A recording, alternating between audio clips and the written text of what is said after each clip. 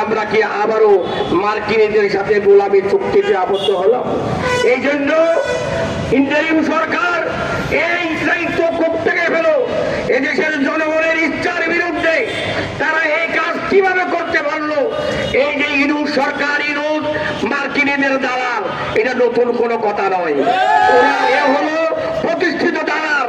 আর তাছাড়া আমরা বারবার লক্ষ্য করছি নোবেল পুরস্কার তাদেরকে দেওয়া হয় যারা দালালি করার জন্য বন্ড দেয়।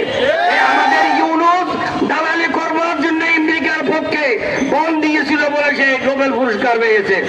সে বাংলাদেশের স্বার্থ বিরোধী এই যে চুক্তি করলো তড়িঘড়ি করে, আমরা এই সিদ্ধান্তের তীব্র নিন্দা জানাই। এই চুক্তি অবিলম্বে বাতিল করবার জন্য আমরা জোর দাবি জানাচ্ছি। সম্মানিত সাংবাদিকবৃন্দ, সম্মানিত উপস্থিতি, আমরা গভীরভাবে লক্ষ্য করছি অতি সম্প্রতি ভারতে নির্বাচন হয়ে গেল। পশ্চিমবঙ্গে বিজেপি সরকার ক্ষমতায় এসেছে।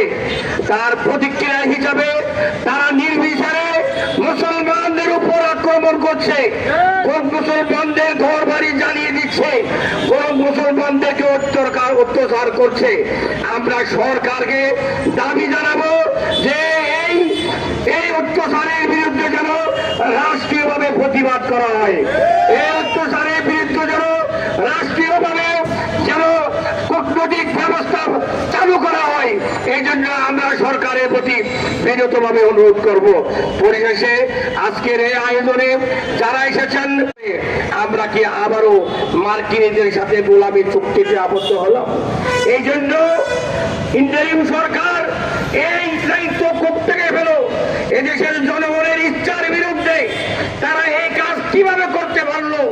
এই যে ইনুস সরকার, ইনুস মার্কিনীদের দালাল, এটা নতুন কোনো কথা নয়। ওরা এ হলো প্রতিষ্ঠিত দালাল। আর তাছাড়া আমরা বারবার লক্ষ্য করছি নোবেল পুরস্কার তাদেরকে দেওয়া হয় যারা দালালি করার জন্য বন্ড দেয়। আমাদের ইউনুস দালালি করবার জন্য আমেরিকার পক্ষে বন্ড দিয়েছিল বলে সে নোবেল পুরস্কার পেয়েছে। সে বাংলাদেশের স্বার্থ বিরোধী এই যে চুক্তি করলো তড়িঘড়ি করে, আমরা এই সিদ্ধান্তের তীব্র নিন্দা জানাই। এই চুক্তি অবিলম্বে বাতিল করবার জন্য আমরা জোর দাবি জানাচ্ছি। সম্মানিত সাংবাদিকবৃন্দ, সম্মানিত উপস্থিতি, আমরা গভীরভাবে লক্ষ্য করছি অতি সম্প্রতি ভারতে নির্বাচন হয়ে গেল।